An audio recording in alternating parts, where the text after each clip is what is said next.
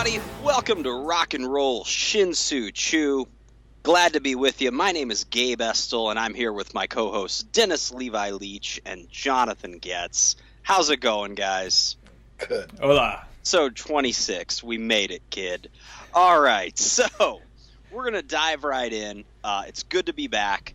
We're at the early part of the season still, but a month has passed. We're kind of getting a glimpse of maybe what our teams might look like. In my case, what I hope they don't look like. And we're going to talk about that, and then we're also going to talk a little bit about the summer concert season. We're going to start with that as well. We're going to talk about some shows that maybe we might be going to, maybe some shows that we can't go to but look interesting, and then maybe some of the festivals as well, and just kind of what the general mood is around the concert season this summer. So it's certainly heating up. Most of the big shows have been announced, so we're ready to get rocking and rolling. All right. Starting with the concert season, I'll just ask you guys. Levi, I guess I'll throw it out to you because I know you've got an interesting perspective since in the area you'll be working a handful of shows. Mm-hmm. But so, is there anything out there on anybody on tour that's caught your eye? Well, I mean, the shows coming to town, specifically the State Fair. One is Sammy Hagar with The Circle, and I think that'll be a really neat show. The Circle comprised of Sammy Hagar, Michael Anthony from Van Halen, and Sammy's solo projects. Vic Johnson, who is the guitar player for the Bus Boys. Back in the 80s, they were all black, like kind of blues R&B outfit, and they had a song that was on the 48 Hours soundtrack, kind of like an obscure a band, like for them to pull a guitarist from. And so didn't he play with Sammy though for a little while? I thought he was in the band for a little bit, like the Wabberito band. Yeah, yeah. And rounding it out on drums is Jason Bonham, so it should be really cool. And then the other show that just got announced is, well, I should phrase this differently. It was Meatloaf, Tesla, and Styx, and now Meatloaf has canceled within like the last 48 hours, and so they have not announced what will be the artist replacing him. The whole tour. I've got my money on REO Speedwagon. Well, to be honest, I kind of have my money on Def Leppard because that is what the tour is. Everywhere else, the tour is Def Leppard, Styx, and Tesla. Yeah, they're coming to Kansas City at the start. And for some reason, I don't know if maybe the fair didn't want to pay what Def Leppard wanted, and they could get Meatloaf cheaper. Yeah. Well, now Meatloaf has backed out, so I don't know if they're going to kind of be stuck trying to get Def Leppard, or if they will try and fill it in with another classic rock act. But I'm interested in working with Tesla. I've always liked Tesla. Oh, yeah. I thought they were a good band. And so, yeah, I'm looking forward to that show a lot. I can't say I'm that excited about any festivals anymore just because we've said it in the past, I have old man syndrome, OMS. And so my OMS will not even let me think about dying in the sun and possibly getting heat stroke once again, and just schlepping through fields. But I'm sure there's some great lineups out there. It's just not my bag of tricks anymore. Right. There's a lot of overlap in the festival lineups. Yeah, well, and it didn't seem to be like that so much back during our festival times. You know what I mean? Right. Like, you would go to one festival because it seemed like those bands weren't going to be hardly around at any other ones. Yeah. Or maybe there would be like a core group of 4 or 5 bands that were playing at, say, some of those festivals. Now it's like you said, you could find some festivals where it's like 10 or 12 bands are playing the same festivals. Oh, yeah. Yeah, definitely.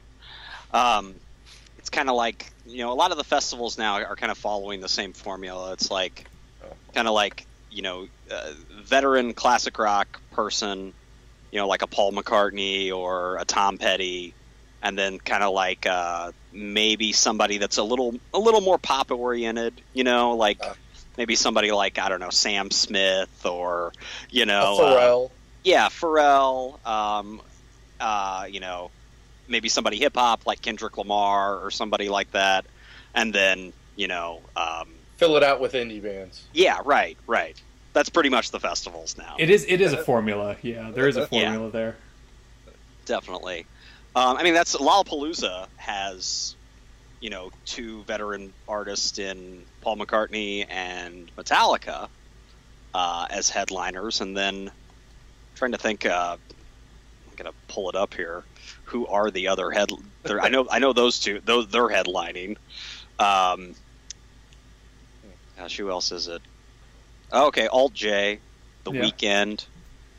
So yeah, it's all younger bands mainly. Do you think how much of that audience at Lollapalooza who's there to see some of the more indie bands are going to see Metallica in an ironic manner? Do you think 60%? Yeah, there's got to be some. Yeah, that just they can't be that into it. 60% of all hipsters at any Metallica show are there out of ironicness. Well, you can pick them out because of their Horace Grant basketball jerseys.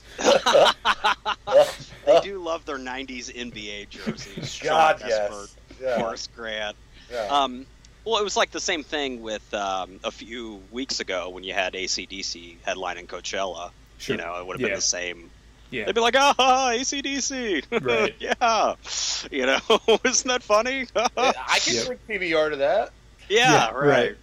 Twirl the handlebar mustache to Dirty Deeds. And maybe I'm probably there are some people there. I'd like to think like us who would appreciate it. Yeah, who can appreciate AC/DC and the other people in the lineup too. Yeah. I can appreciate Tame Impala and AC/DC and Alt J and whoever else. Yeah. But yeah, for some it's probably a bit of irony. So yeah, the Lolla lineup is the headliners now that I'm looking at it here. It's Paul McCartney, Metallica, and Florence and the Machine, and then Sam Smith, The Weeknd, Alt J, Alabama Shakes, Tame Impala, War on Drugs, which they're playing like every festival. Yeah, they're playing Pitchfork. I can get behind that. That's fine. Yeah. Are they playing Pitchfork? Oh no, I'm sorry. I was thinking of Kurt Vile. Sorry, Party Foul. Okay. Yeah. So for me, I like Levi's perspective on some of the Central Illinois shows as well, because I would really I said before on this podcast, I think that Def Leppard, Styx, and Tesla tour sounds pretty awesome. So I don't know if I might be able to go to the Chicago one or the Tinley Park one, because I think it's not until later. I think it's like in September. The one here is like a Wednesday night, and so they would have absolutely drawn better if it was a weekend show, but they've reserved all those slots for like country artists. So. Right, that's where the money is in Central Illinois. Yeah. This year at the county fair, there are no rock acts. All the acts that were announced are country, 3 country artists, and the only one I know is one night a guy named Joe Nichols is playing, and I've actually heard of him. Okay. I can say I've heard of his music. The other 2 people I've never heard of. I can't even tell you their names. I had never heard of them. And it's just kind of sad that that's where it's going in this area. But yeah, they have to book whatever's going to get people to show up. And in '98 at the Sangamon County Fair, I think I saw Candlebox. Yeah. Throughout the years, they've had some interesting acts there. Last year, Leonard Skinner was there, and it was a decent show for just being basically the Gary Rosington band. But right. it Johnny Colt on bass. Yeah, I did. Yeah, it was neat. Yeah, so with Lollapalooza, I've never seen Metallica, so I wouldn't mind if I were to go. And I don't know if I think the 1-day passes are sold out now, so obviously really? I'm not going. You're climbing fences. Yeah, I guess I could ride my bike down there and see if I could just sort of listen.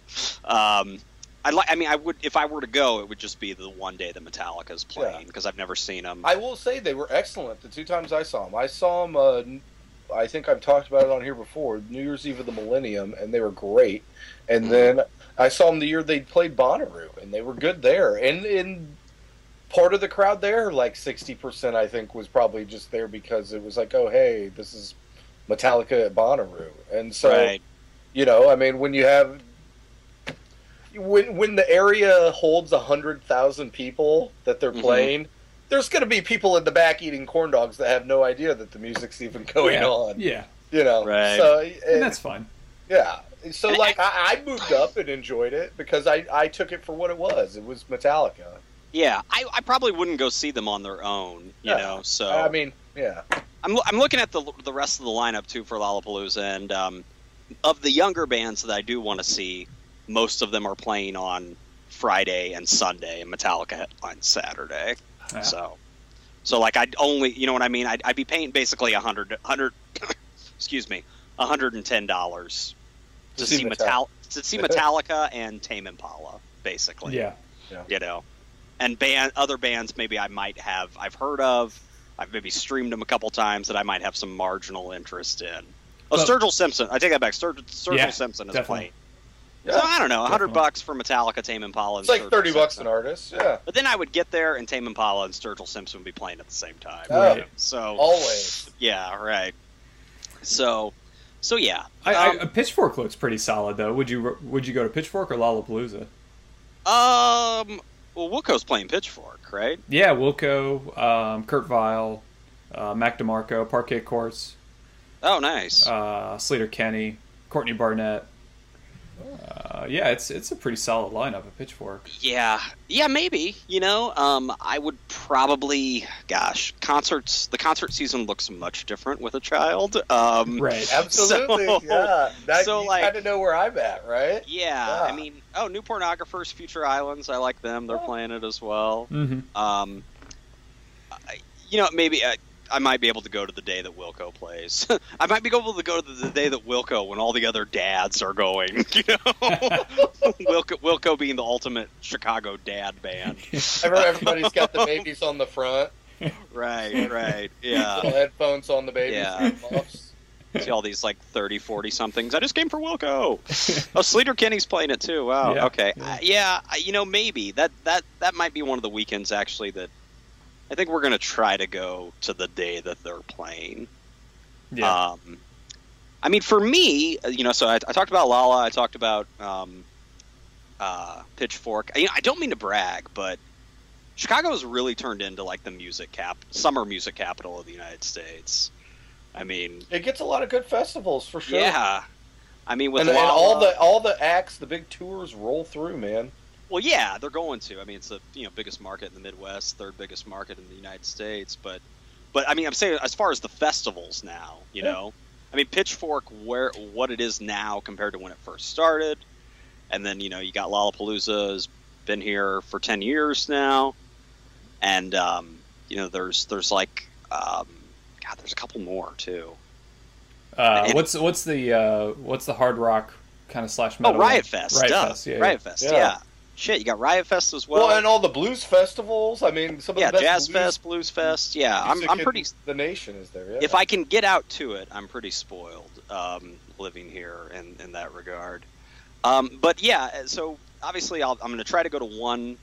I'll basically be able to go to Wilco, and then I'm going to the Dead shows, the 3rd, 4th, and 5th. I'm going to all 3 of them. Yeah. So what were the other shows they announced? Haven't they announced they're playing like They're playing in San Francisco as well. Okay. I think the weekend before. Where are they going to play? Wherever the 49ers play. Levi Stadium. Oh. Stadium. The new place. Stadium. There you go. Yes. Yeah. And I heard they're gonna pay-per-view the Chicago show. Or at least one of them. Oh, it's pay-per-view. They're going to they're now. So yeah, all the people that couldn't get tickets now can pay-per-view it. Wow. Right.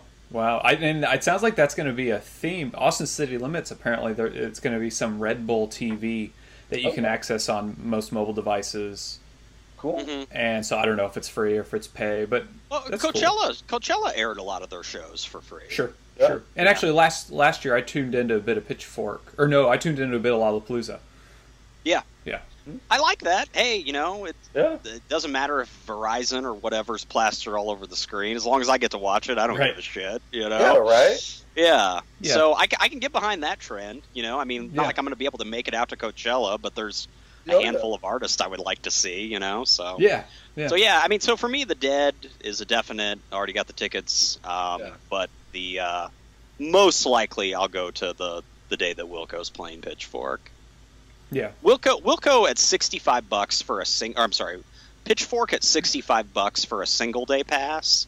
If you get there early, you know, you're getting like 12 hours of music. You know, we got our money's worth last year. That's a pretty good deal, still. You know. Yeah. So yeah. So I'm looking forward to that, and then, you know, anything else that I see would just be kind of as my schedule dictates. You know, I mean those. Yeah. One definite and one really probably. You know, and that's what I've got.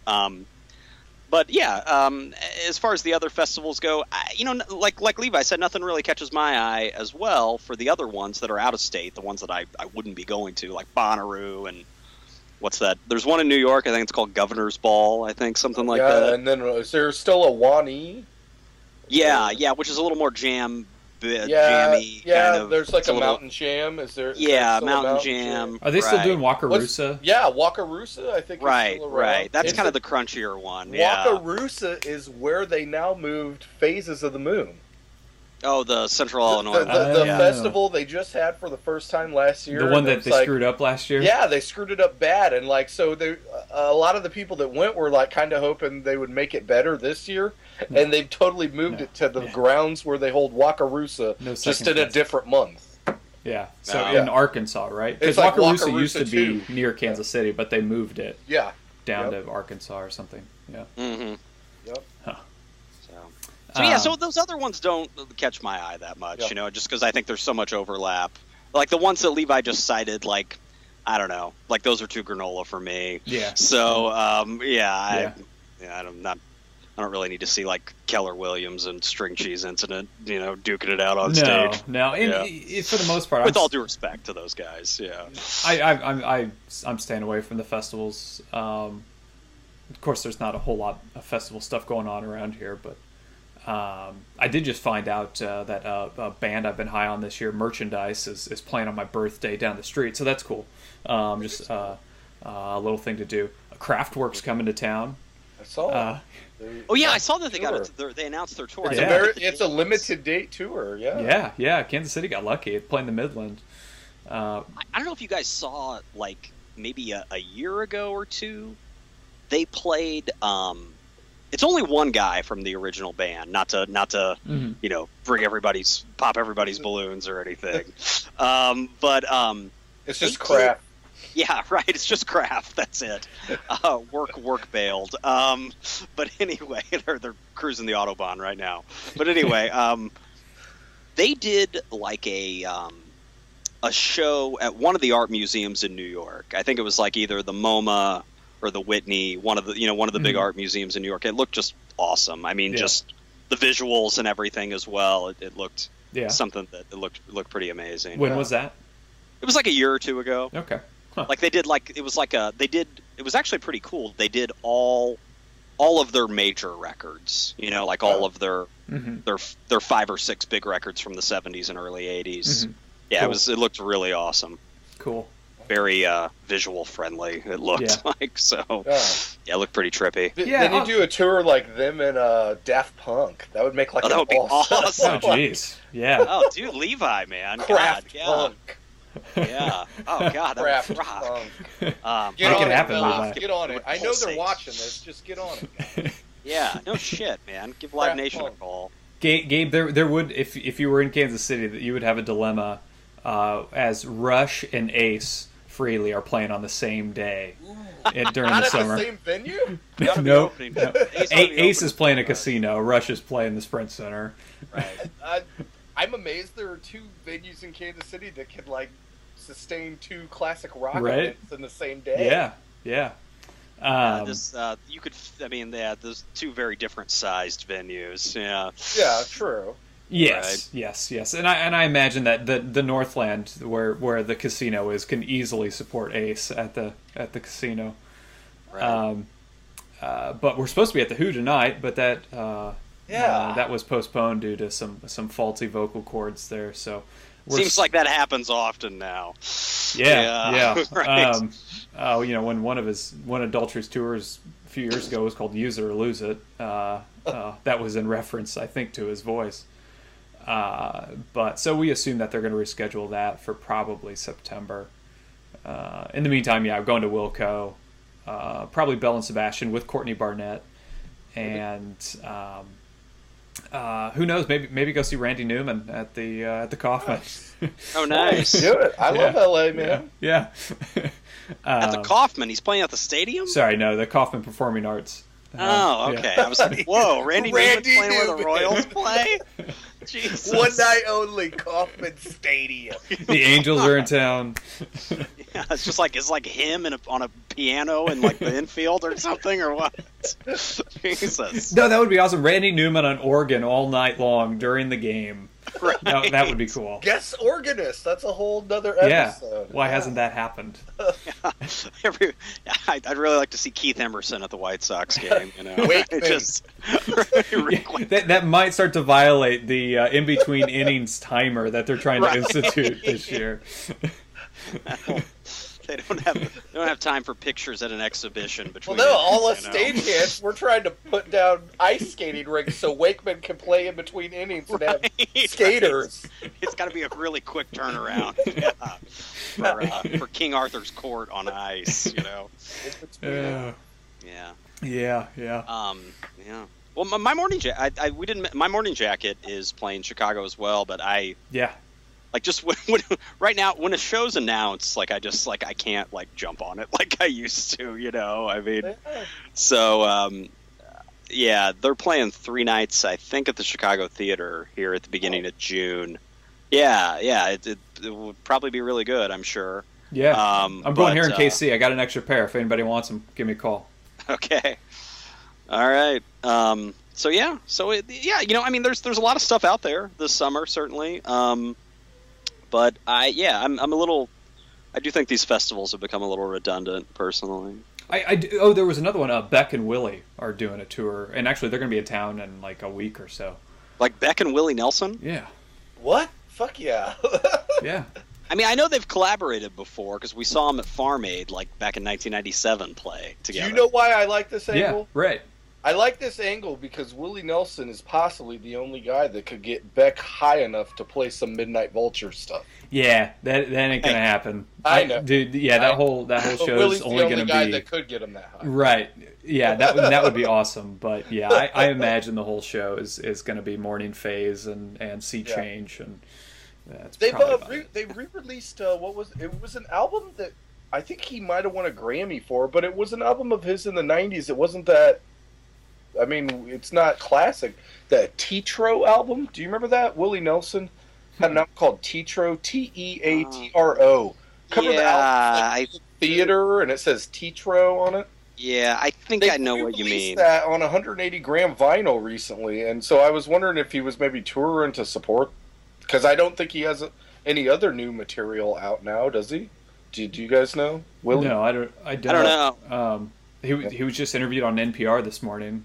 Yeah, I saw that. I didn't hear the interview, but I saw it on Facebook. He's I forget who the reporter was. Like, I'm walking into his bus and there's a giant spliff in the ashtray. Kind of comes with the territory. Well, yeah, right. Come on, hey. If you don't like it, get out. All right. I will be with a fellow NPR alum tomorrow, and there will be no spliffs in the ashtray.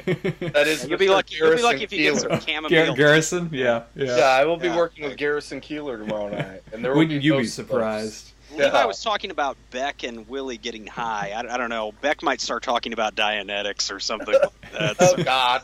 Yeah, he'll start talking about calling Willie a Thetan or whatever. So Willie's going to be like, you're fucking crazy, man. Yeah. Willie's eyes bugging out. Right.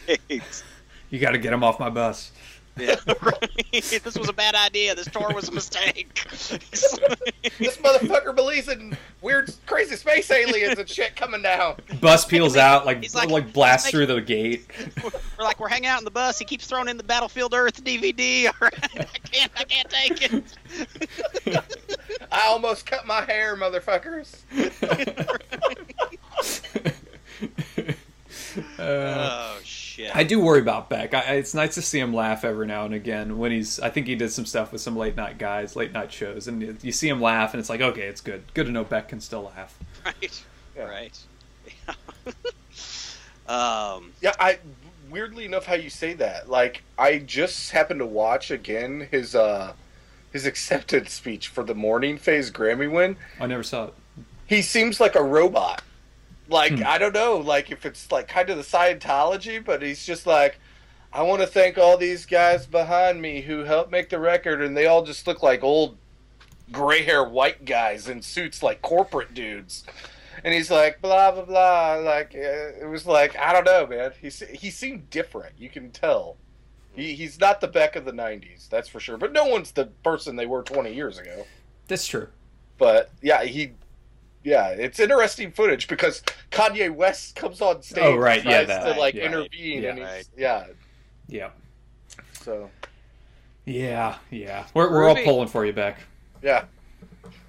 Well, if our listeners out there have any shows they want to see this summer and want to talk about them, please post them on our Facebook page or on Twitter or Instagram or at rockchew.com in the comments section for this episode. You can do that as well. We're at a point, we're still early in the baseball season, but I do want to recap now the first month of the season for each of our teams. Then maybe we can talk about some other surprises or disappointments around the league as well. Levi, I'm going to start with you because I think of the three teams that we talk about regularly and that we follow, I think the Cubs are the most intriguing team of the MLB season so far. I mean, among ours at least. Yeah. I mean, so they've been playing decent baseball. Oh yeah. They were above 500, I think, until maybe tonight. I don't know if they won or lost. They're still playing. Oh, yeah. Are they? Okay, yeah. And It's been interesting. There's been some injuries. Some guys had to go down. Some young guys had to get called up. Addison Russell has 2 home runs, and Chris Bryant has 0. I don't think anybody could predict that after a month of baseball. Well, right. It is, but they do say that the good hitters, like the good power hitters, when they come up, they'll just rake, doubles. And then the power will just come naturally. Oh, yeah, and he is, man. Yeah. And I will say he's for being so young, he's 23 years old. Yeah. He's got the best head on him on the bases, man. He runs the bases like a veteran. Yeah. Which you don't see a lot in your players. Yeah. He it seems like he always instinctively knows when to go and knows when to stay. Yeah. That's usually a learned skill, when they get to the league. So you need to usually teach people that. Yeah. The pitching has been overall okay. Lester finally got his first win the other day, and Kyle Hendricks is struggling just a little, but his numbers aren't awful. I mean, I don't think he has a win yet, but his ERA and stuff's not awful. Who'd we send down today? We sent down a pitcher, last name I think it's German, something like that, and we recalled, I believe it was James Russell. And so it'll be interesting to see how he does, because I believe the last time James Russell was with us, he gave up a lot of runs.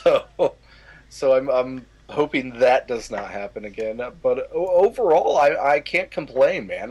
Would I have thought the Cubs would be okay this early? No. I thought they kind of were going to have to work through a little bit more stuff before they seem to be playing so consistently. Mm-hmm. But it seems like they've really gelled early. Yeah. Like all the young guys seem to have really clicked, and all the veterans that they brought in seem to be the right veterans. They seem. How's Montero doing? He's raking, man. He's having a great season so far. Hitting about 300, 3 home run, 13 RBI. Yeah, no kidding. Right. For being as old as he is, and he's big now, man. He's gained a little bit of weight. He's a big guy. Are you saying he's juicing? He could be. There's enough products out there nowadays that you never know.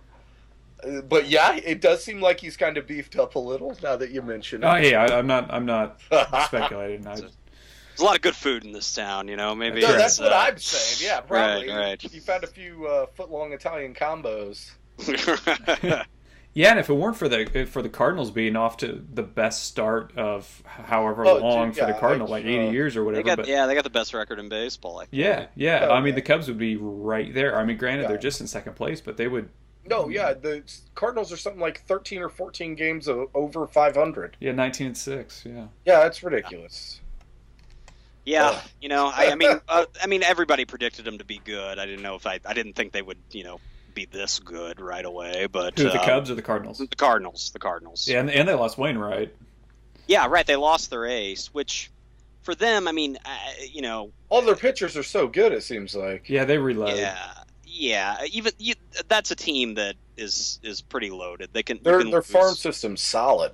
Seems like whoever they pull up just like magically becomes like like a good player. Or whatever. I know they've got a lot in the pipeline, man. It's if Wainwright goes down, that would other teams that would just devastate them. I mean, with them. Yeah.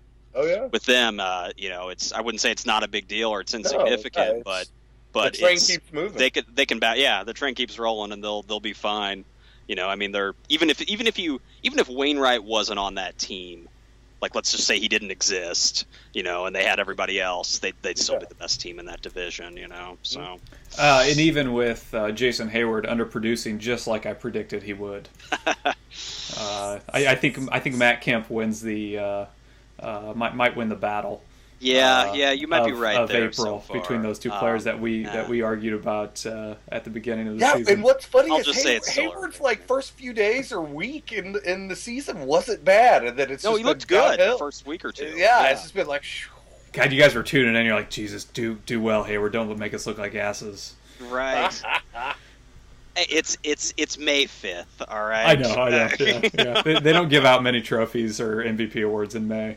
No, they don't. Yeah, Levi, man, you guys are looking good. I mean, it's you're 13-11. Obviously, pending tonight's outcome. But the Cubs are like kind of where, not right now, but I predicted them to get the wild card spot. One of those wild cards, and I still feel totally confident in that. Wow. They look good, solid man. Baseball. They're playing solid baseball. Yeah. I mean, most of their losses have not been blowouts. Almost, I think, and if we go back on Baseball Reference, we could possibly check. But I think they've only lost 2 or 3 games by more than 1 run. Mm-hmm. And I think that's an interesting stat because I don't think they could say that at this time last year. Yeah. Their run differential is only 5 for the whole year. They've scored 103 runs and they've had 98 runs against. In the Cardinals, meanwhile, their run differential is 41. Yeah. So I mean, the Cubs, none of them games have been like blowouts where they're getting their butt kicked. Right. They seem to be in it till the end. Even last night, which was an awful game because the Cubs blew a lead and everything, but the Cubs were fighting back and fought back to where it was. They only lost by a run. It was like 10-9, I think. And so they're covering the spread, is what you're saying. Well, yeah, just seeing the fire in the players because last year none of that was there. It didn't. Yeah, you're not going to get that from you had your kind of like Ryan Sweeney type lineup. Oh It was all and they're going to be opening up part of the bleachers now here within a week or so. The next homestand is going to have 2 sections opened, I believe. Yeah. What happens if they lose 10 in a row? Do you think they close them back down and they keep them shut down until the end of the year? I don't they might partially break up the concrete that they've already poured and then mix in a cremated goat to release the curse. Something like that. Call in I don't know, exorcist stuff. Maybe blow up a goat, not a cremated, but blow one. Ronnie Wu in a voodoo outfit or something. I don't know. I was on the train with him a few weeks ago. He was in full uniform. Oh yeah, one of the mini games I was there at Wrigley Field. He was outside just doing his woo-woo thing. Yeah, he was like a little mini celebrity. He's a North Side staple, that guy. So talk about the other team in Chicago, which there has not been much to talk about, although we do have a 1-game winning streak going right now. Yeah, man, the White Sox have looked really bad. I do think that if this doesn't get better by middle of June, so let's say 6 weeks from now, I think Robin Ventura could be on his way. Well, I was going to say, I got 2 things for you. Is Ventura leaving, you think? Yeah? So yes. If they don't turn this around, like I said, like so what's it turn? What means turned around? 500 or better? With maybe like no more than 3 games below 500. Okay, something like that. Yeah. Second one, what do you think of Zamarja now that he's on your team? I mean, I haven't been impressed so far, but I'm unlike a lot of Sox fans are pretty pissed about how he's thrown so far, and then plus his heavy involvement in the Kansas City kerfuffle, right? Yeah. He looked, if I'm not mistaken, he looked. I think that game we beat Corey Kluber.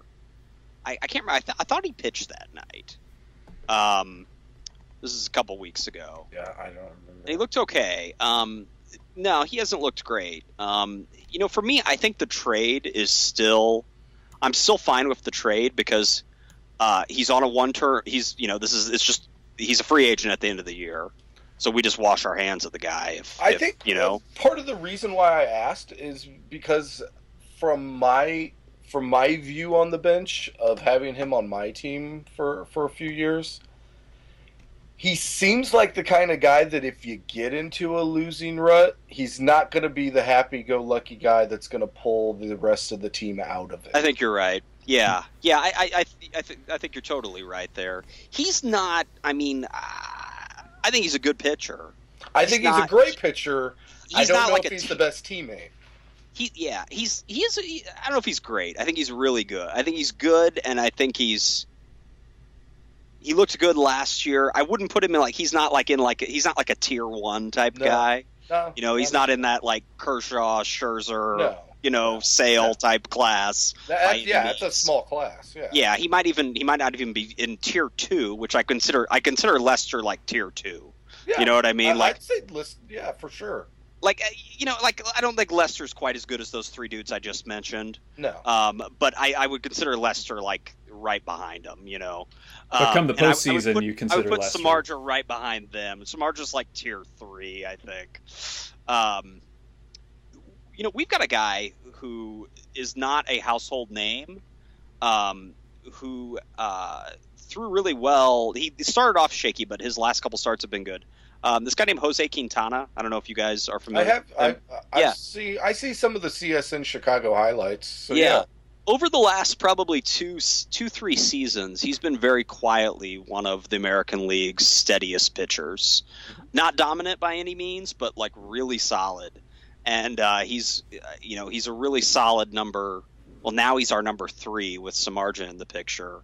But he's a really good player, and I really like him a lot. I like Quintana. I think this year, by the end of the season, he could have a better year than Samardzija, I think. The other reason, though, just to hop back to Samardzija for just 1 second, I told Levi, I was telling you guys, we wash our hands of the guy at the end of the year. If we can't trade him, if he doesn't look that good, and the offers aren't that enticing. Yeah. Or people are, they're asking for too much from, we're asking for too much for him, whatever. He just goes and he goes his own way. Yeah. And then also we didn't give up that much for him. No. We really didn't. We gave up this guy named Marcus Semien, who I think is starting for Oakland, and he's okay. He's sort of just a slightly above average infielder. It's okay. And then we gave up a couple other guys. I don't even remember the other two guys, so that tells you that right there. We didn't give up much for him, and he's a free agent at the end of the year. So even though, Levi, to answer your question, I'm disappointed in how he's pitched so far. Yeah. I don't think the trade was. I'm still fine with the trade. Yeah, I just hope he doesn't affect your guys' clubhouse too negatively. Because I could see patterns of him kind of being that negative clubhouse guy when the Cubs would be on losing streaks. You could tell just by his demeanor in the dugout and stuff. Yeah, during the Royals thing, while I think that the Royals were also in the wrong, he didn't help matters. Samardzija's behavior, he looked like a jerk. Him and Sale both. I was disappointed because it's like if we lost our two best pitchers in a fight and then they get suspended. Yeah. They that's twist just their stupid. Arms or something. Yeah. I mean, Sale's lanky enough as it is. I mean, he's glass. Yeah, I want that arm. That's golden. I don't want nobody fucking with that. So himself included. So yeah, I'm disappointed in Samardzija. From an offensive standpoint, the only guy worth mentioning, and I'm not kidding, is Abreu Garcia. Is a guy I talked about at the beginning of the year. How I thought he kind of needs to break out. He was a guy that he's still young, but he missed most of last year. When he came back in September, he didn't look that good. He really wasn't making good contact, but he looks really good so far. I think he's kind of a star in the making. He's a pretty decent outfielder too.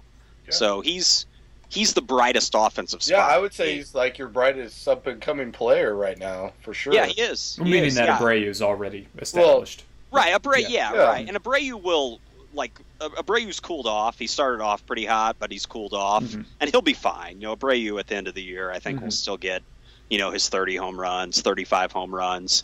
I think his average is going to be, I think he's only going to be a 270 type average guy. But the dude, I don't know how many he's going to hit, but he's capable of hitting 45. I think the power's there for sure. To and the RBIs are there.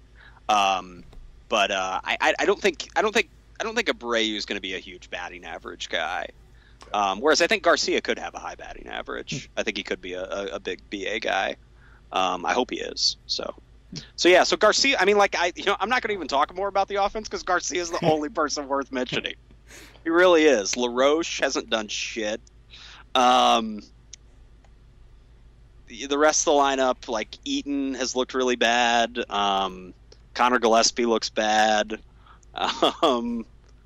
Yeah. On paper, they don't look that bad. No, and it's May 5th. The law of averages is going to work itself out, and I think somebody like Adam Eaton hopefully will be fine. But yeah, Garcia's been it for me. Oh, I'll say this one other thing. David Robertson, who we signed in the offseason, a big, he was the big name closer that was on the market that we snagged. We never get to get him out there, but he hasn't given up a run yet. He looks really good. Yeah. He's out there. But the thing is, he's only got 3 saves because we've only won 9 games, Yeah. So yeah. So Robertson's a bright spot, but he gets out there every 5th day, Keep your chin up, Gabe. Keep your chin up. Right. It is just early. Well, you guys, the Royals have not regressed like a lot of sports writers picked them to, and all of us thought they were going to be good. So yeah, people, you're listening out there, listen to us, all right?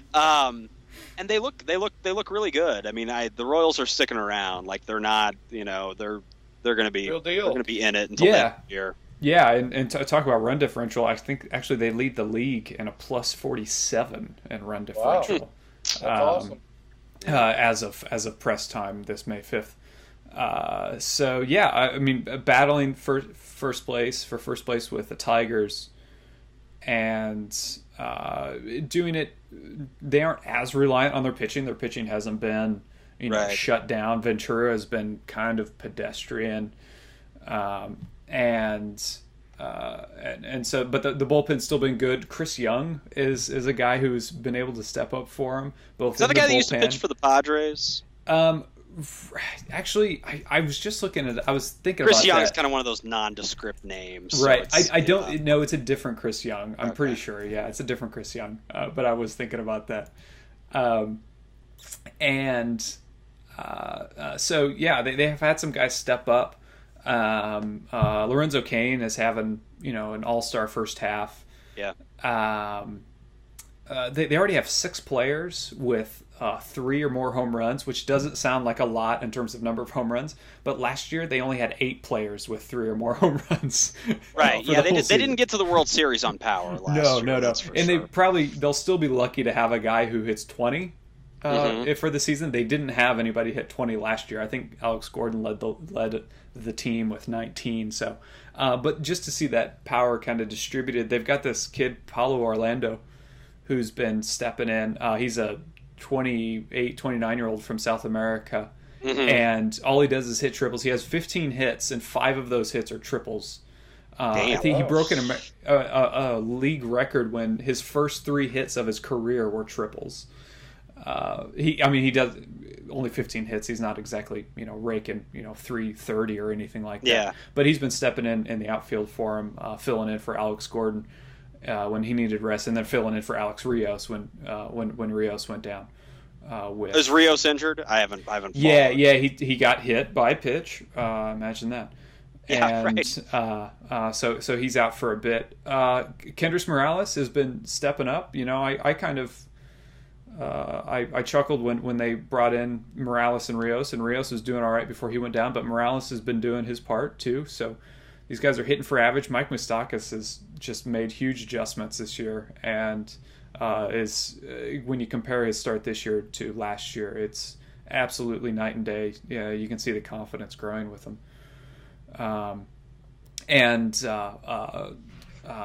Hosmer is also batting pretty well. These guys, again, they aren't knocking out 8, 9, 10 home runs yet. That's just not what you do at Kauffman Stadium. They aren't Nelson Cruz, who's already has 14 home runs, which is... Isn't that insane? Ridiculous. That dude has 14 home runs. Yeah. That guy's got that really good, Latin American clear HGH. Right. That is some good... Well, he's been popped. Before. Yeah. He got popped a couple of years ago. Yeah. This is that new stuff, man. They ain't finding it yet. Yeah. Well, they got to change it up. Unfortunately for him, the steroids can't put anybody on base for him because he's only got 26 RBI, which it's never a good ratio when you don't even have twice as many RBI than you do home runs. Yep.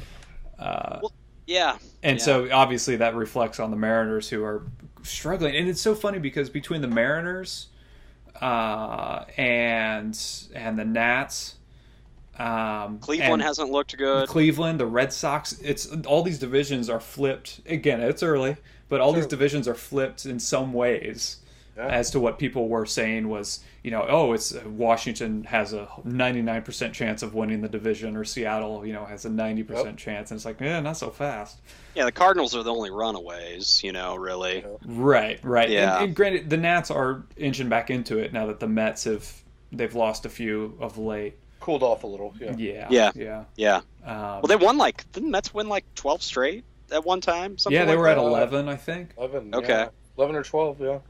I was talking to actually Ricky Cobb, who was on this podcast earlier in the year. I was talking to him and today, and I told him we're talking a little bit about the rest of the league now. The Astros are really good. If you guys, it's great. The Astros, I think, the next year's Astros are this year's Cubs.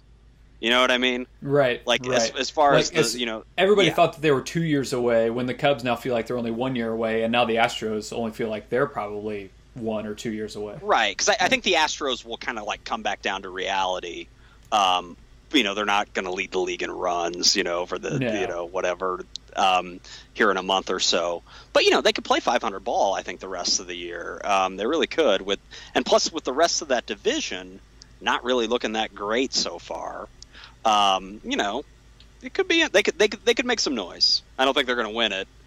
by any means. I don't think they're even going to make the playoffs, but they're a team that could make some noise. They're close. Like Jonathan said a minute ago, they're closer than a lot of people thought. Yeah. Like you said, it seems like they're a year ahead of schedule. Yeah. Next year's Astros or this year's Cubs. Yeah. Yeah. Dallas Keuchel, look him up, man. He's a stud. He's got a huge beard. I don't know how you pitch with that. Much like now, Brian is Wilson. he a rookie this year, or is he? I think he pitched last. No, Dallas Keuchel. Yeah, I think he was there last year. Yeah, he was there last year. Okay. Yeah. This is his fourth year starting somewhat regularly. Really? Yeah. Nobody's just paid attention to him because he's on the Astros. Last year he pitched 200 innings, 12-9 with a 2.93 ERA, 118 WHIP. That's solid. Oh yeah. Yeah. His ERA this year, he's been unhittable, man. He's .80 ERA. Yeah, ridiculous.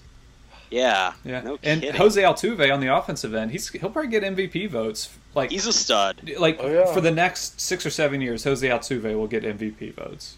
He's a stud. Yeah, definitely. Just other kind of around the league highlights. There's been some really good, just in the highlights that I've watched. There've been some really good defensive plays so far this year. Like this, I don't know if you guys have heard of this Arenado kid that's playing for Colorado. Oh man, he's awesome. Yeah, he is all over it. Yeah. He's really exciting to watch. For the White Sox, Adam Eaton made a killer catch a few weeks ago.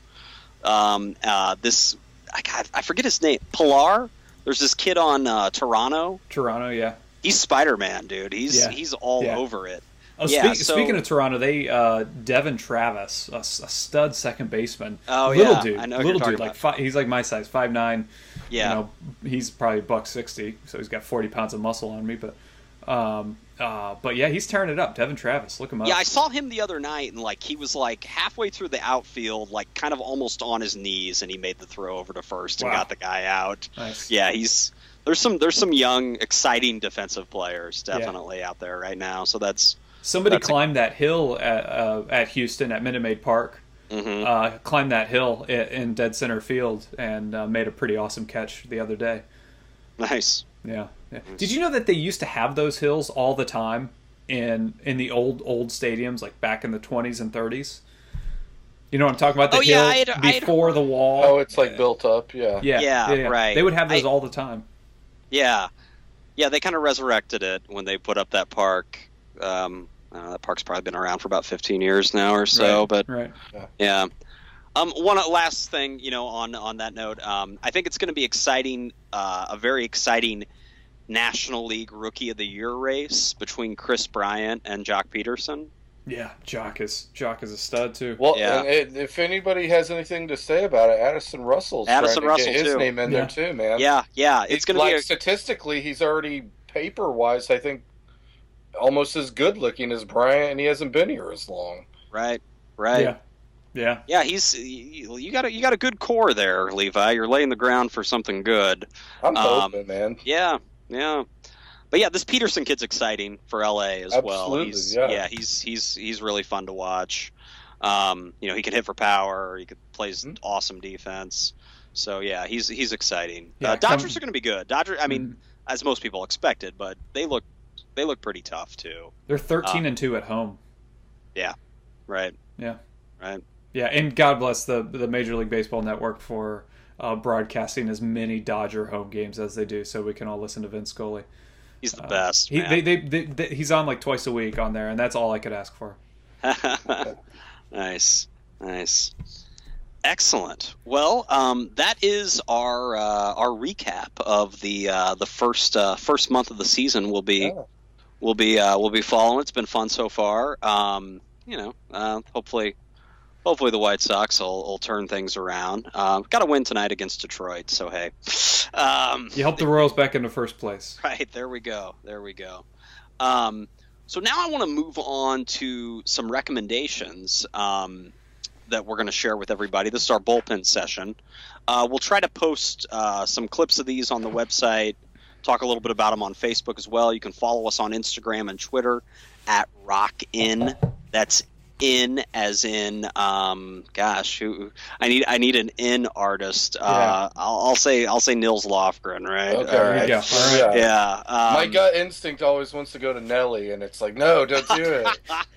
Wow. Don't You said do it. Nazareth last week, right? Levi's just a Saint lunatic at heart. All right, so going down, baby.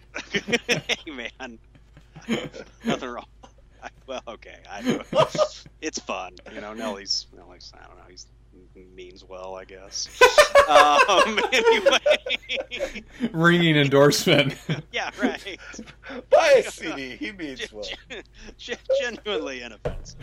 The little handwritten note at where they put it, like the staff recommendations at the CD store. Employee Gabe Estel, Nelly. ... He means well. Tries hard. It's like a kindergartner's report card. Right. Yeah, Nelly's just going to turn out average. Your child Nelly, he's just, he's going to get by. All right. But anyway, he's not going to become a senator or anything. But all right. Well, I want to hear our recommendations. Jonathan, we'll start with you tonight. Sure.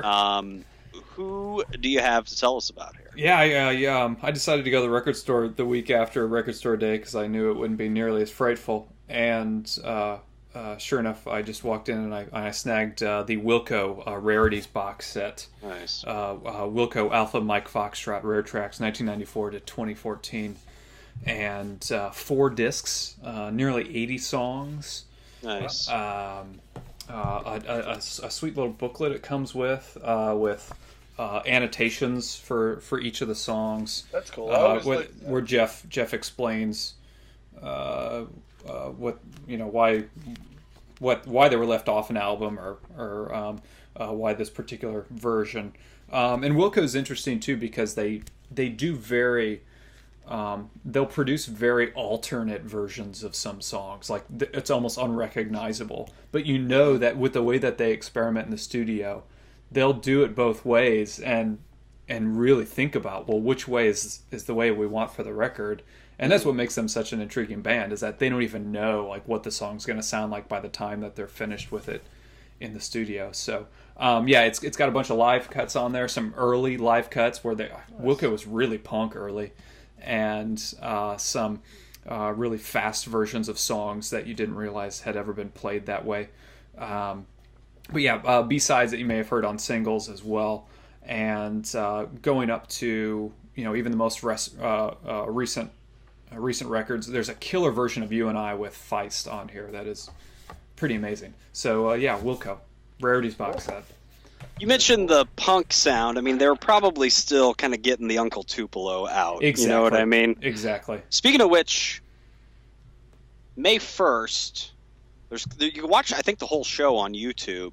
It's the very last Uncle Tupelo show that was at Mississippi Nights, 1994. Really? Wow. Mm-hmm. That's May cool. 1st, 1994, the last Uncle Tupelo show. I think the whole thing's on YouTube. I'll put it on our website on this episode's so page. it's on YouTube now. You can watch it. Yeah. Wow, I need to get on there. If it's not the whole show, it's a number of tracks. I know that. Cool. I know the whiskey bottle's on there because I've watched it before. It's pretty awesome. Cool. Mississippi Nights, May 1st, 94. I was just jamming Graveyard Shift the other day, man. Oh, God. I cranked that song as loud as my That's the speakers best, can handle man. it. Yeah.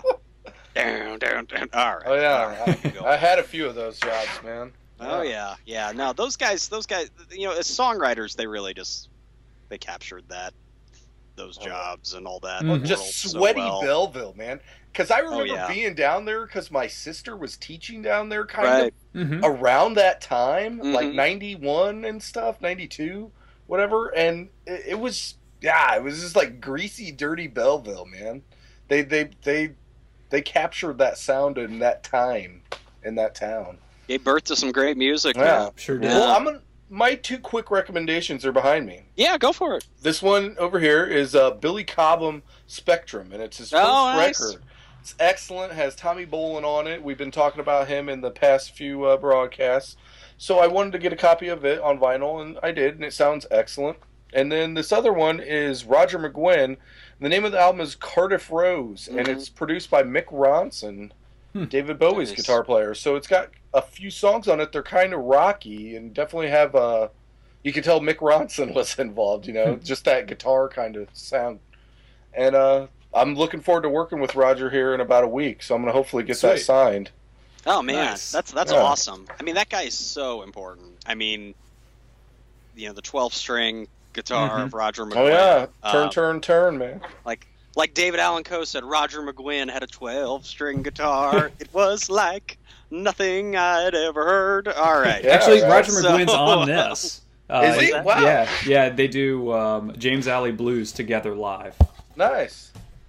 Such among a music enthusiast, Roger McGuinn means a lot, but I don't think to like the average classic rock fan he does, and he should. Right. To somebody like that that's half their salt in pop culture, knows pop music and knows rock and roll.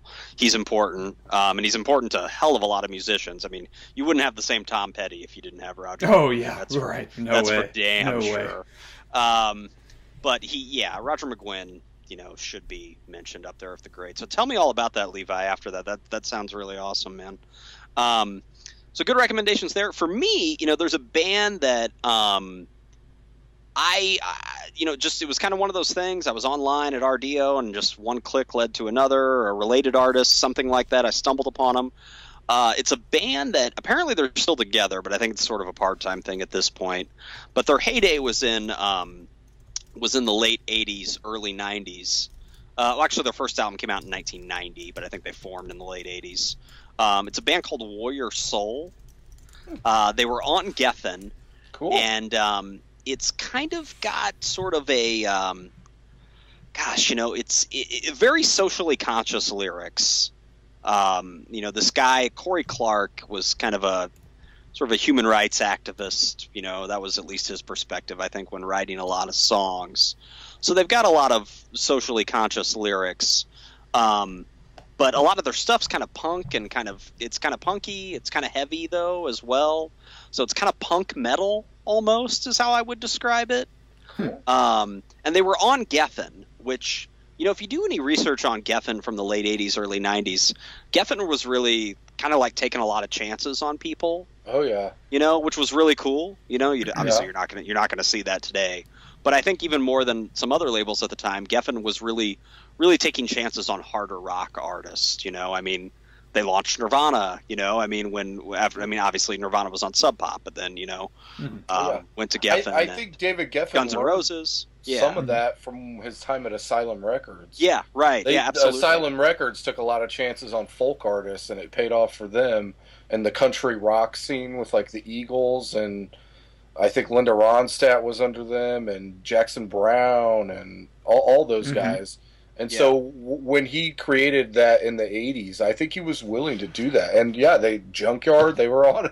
Yeah, he was willing to sign, I think, like anybody if they seemed talented. Yeah, absolutely. And he took chances, something that was unique, talented, but also unique, Yeah. This band Warrior Soul, it's some of it's catchy, but I mean, it's not, it's definitely not something that was probably going to storm up the charts. And, they got like $1 million advance, I mean, for Geffen. Those were the days. Pretty cool. But yeah, the three albums, like their first three albums, the first one's called Last Decade, Dead Century. The second one, which is an awesome title, is called Drugs, God, and the New Republic. And then the third one, which I think is really good. I think it's their most polished of the three, and I think the production works well for them. It's called Salutations from the Ghetto Nation. Check out all three of those. Warrior Soul. Warrior Soul. Yeah, definitely. It's like punk metal, kind of funky too at times. It's just a really unique sound. I haven't really heard anything like it in quite a while. So kind of reminds me like a little bit of like maybe like Killing Joke a little bit. Kind of something along those lines. Maybe even like a dash of like Ministry thrown in, but like I said though, there's the socially conscious lyrics, and it's just really cool sound, really hard to categorize. Good stuff. Nice. So yeah, excellent. Well, good recommendations, guys. If you have any recommendations for us, please leave it on our Facebook page. Comment. Please comment. Comment below, right down there. Comment below. It. Rock and somewhere, Chew. wherever it's at over there. Type right. it. We've got many places you can reach us and tell us about the show and tell us about what you're listening to and what you think about the baseball season. You can follow us on Twitter and Instagram at Rock in Chew. That's Rock in Chew. And then also go to our gorgeous website, rockchew.com, where all of our episodes are up there, as well as some accompanying videos and some other cool stuff. Check out our guitar tournament from last month. And we will see you next time. Take care, everybody. Adios. Peace.